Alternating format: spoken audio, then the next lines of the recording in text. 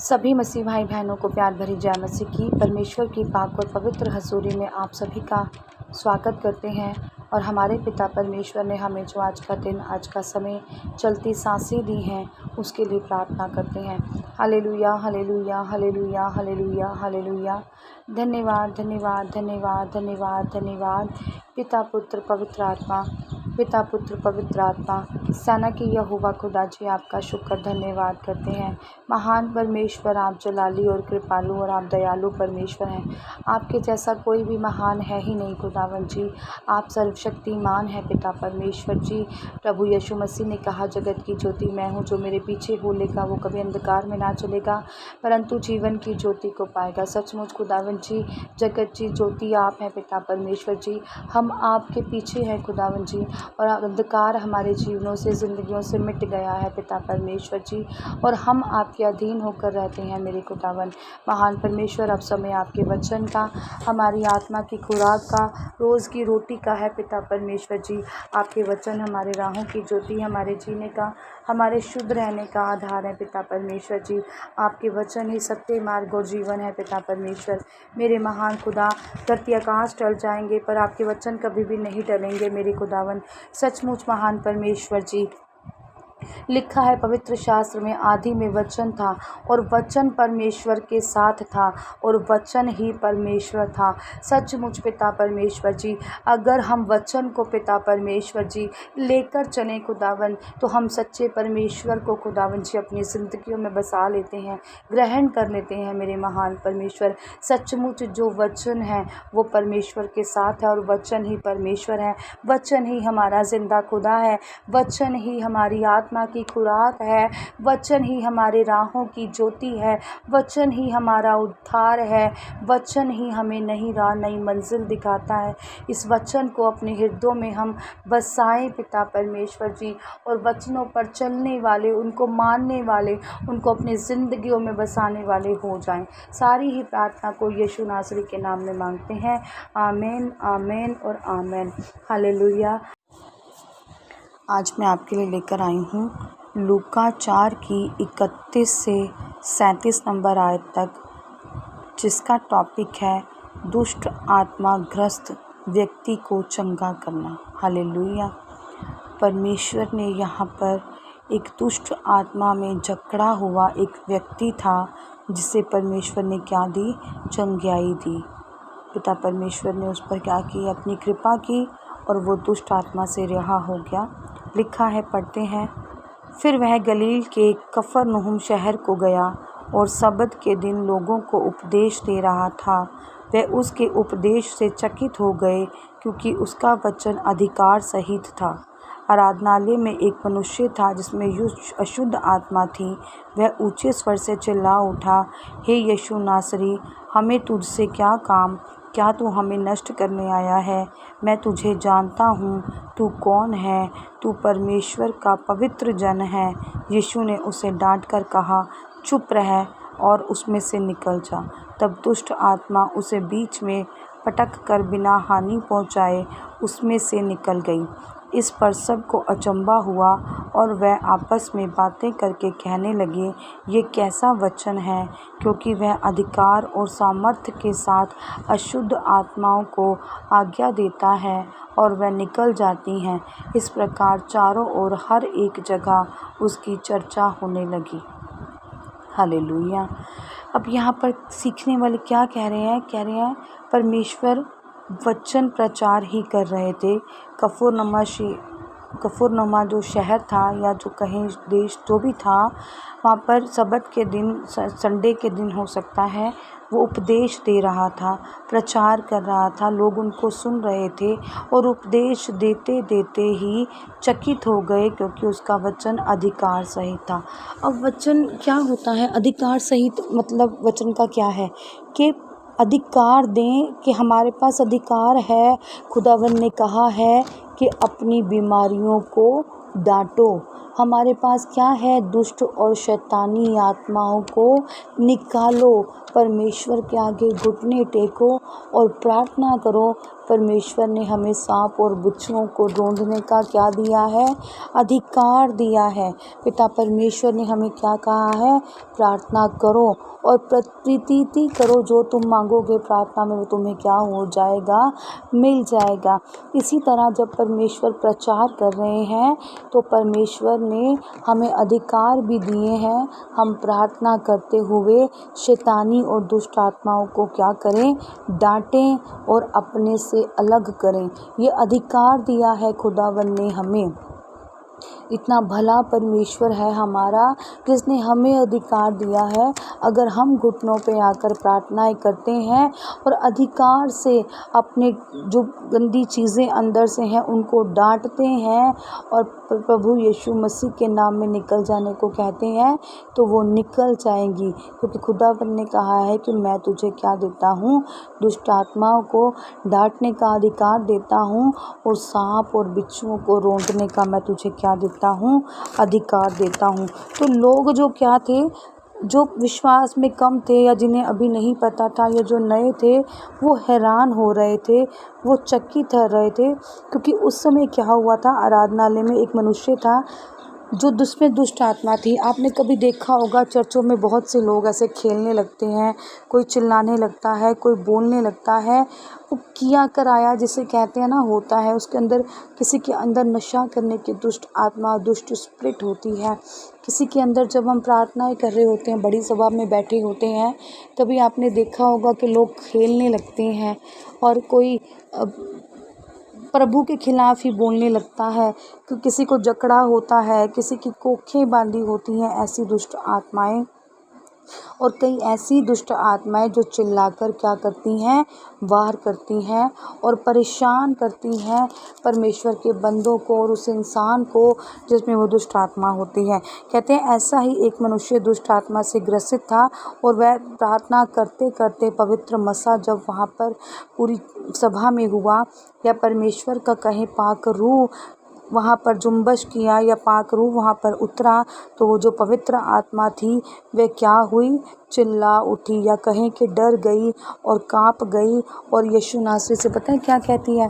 कहती है कि तुझे हमें, हे यीशु नासरी, तुझे हमसे क्या काम है? मतलब तू हमें ये, जब आप प्रार्थना करके तू हमें क्यों तंग कर रहा है? तू प्रचार सुनाकर हमें क्यों छेड़ रहा है? जब हम घरों में प्रार्थना करते हैं ना, तो आपके घर में जो भी बैड स्पिरिट होती है उसे आग लगती है, वो मचलती है ऐसे जब आप प्रार्थनाओं में होते हैं। जब आपके जीव में प्रभु का नाम होता है, ये जो दुष्ट आत्माएं रोकती होंगी, आपको नींद के पहरे लगाती होंगी, आपको प्रार्थना करने में बैठने से रोकती होंगी। पर जब आप मुंह से अंगीकार करते हैं और मन बनाकर प्रार्थनाओं में बैठते हैं, तो इन्हें गुस्सा आता है, ये करने नहीं देती हैं आपको काम। अगर आज आप मन बना लेते हैं कि हे खुदा, मैं 2.5 घंटे आपको बैठकर प्रार्थना करूँगी, पर ये जो आत्माएं हैं, जो दुष्ट आत्माएं हैं, ये आपको बैठने नहीं देती। ये कभी भी आपका जो मुंह से किया अंगीकार है उसको हमेशा चुराने की ताक में रहती हैं। पर आपने क्या करना है?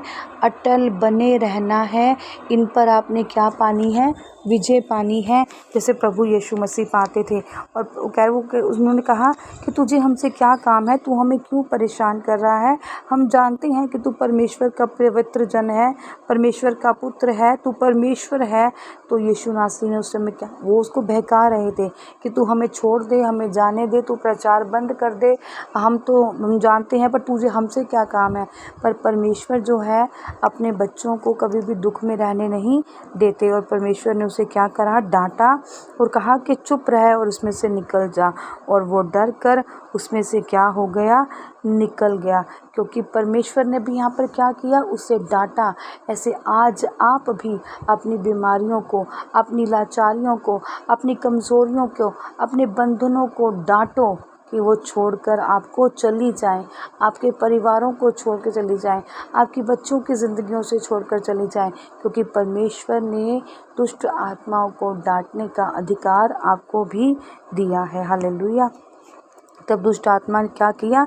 जब परमेश्वर ने उसे डांटा तो उसने उसे कोई हानि नहीं पहुंचाई, कोई नुकसान नहीं पहुंचाया और उसमें से निकल गई। इस पर सब लोग क्या हुए, अचंभित हुए, हैरान हुए और आपस में वाद विवाद भी करने लगे, या कहीं आपस में बातें भी करने लगे कि ये क्या वचन आज हुआ है, ये कैसा वचन है।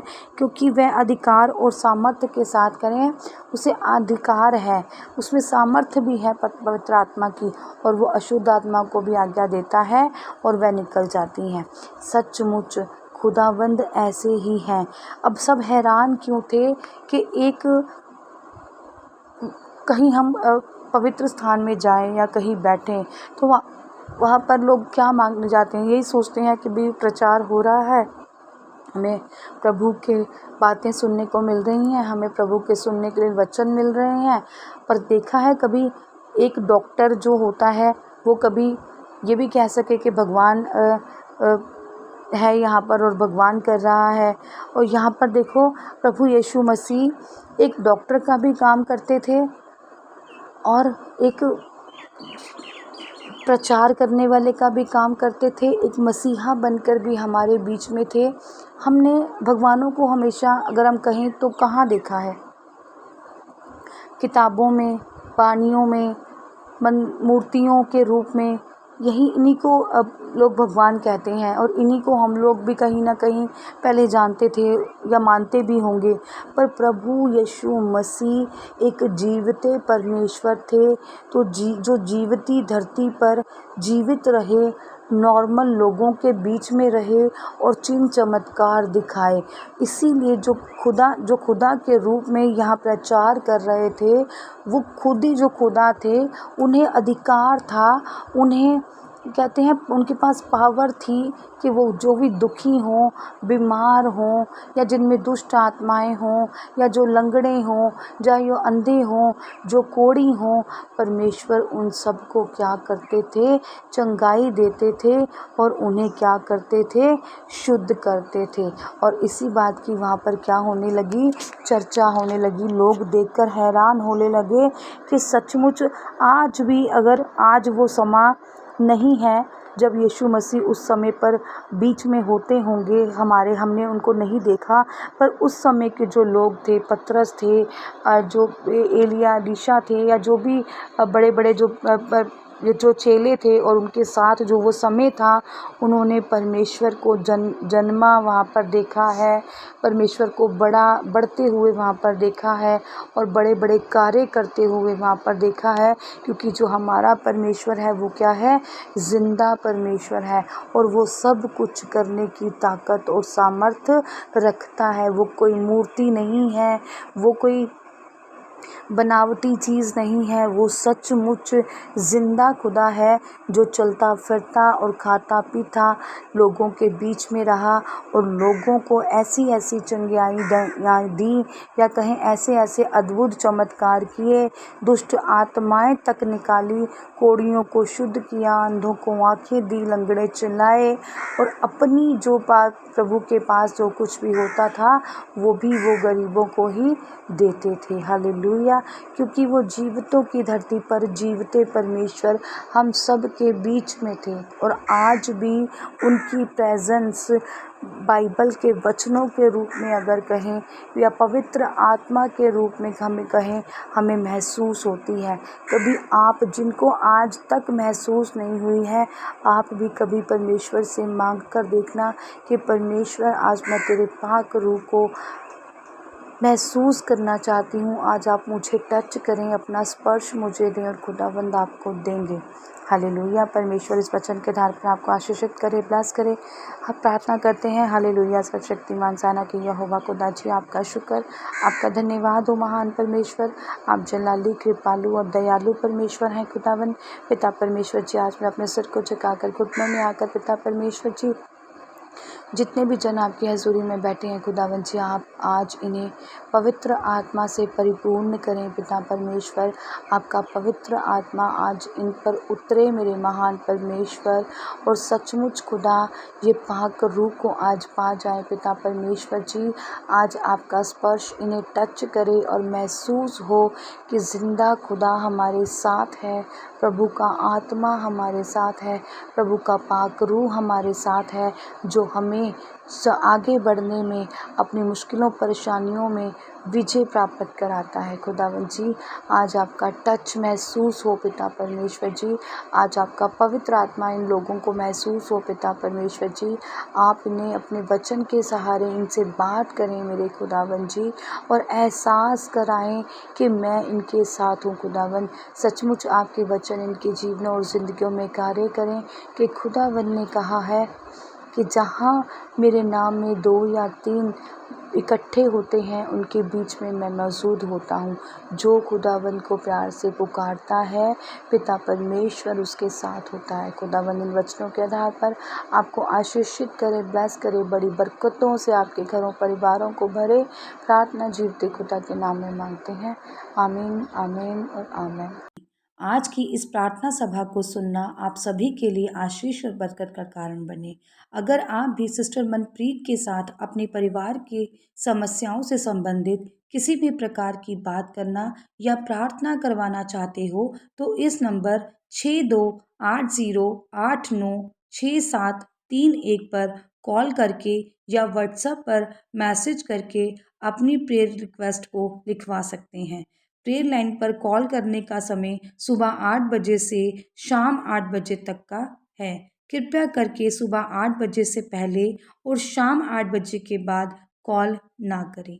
धन्यवाद। सभी को प्यार भरी जय मसीह की।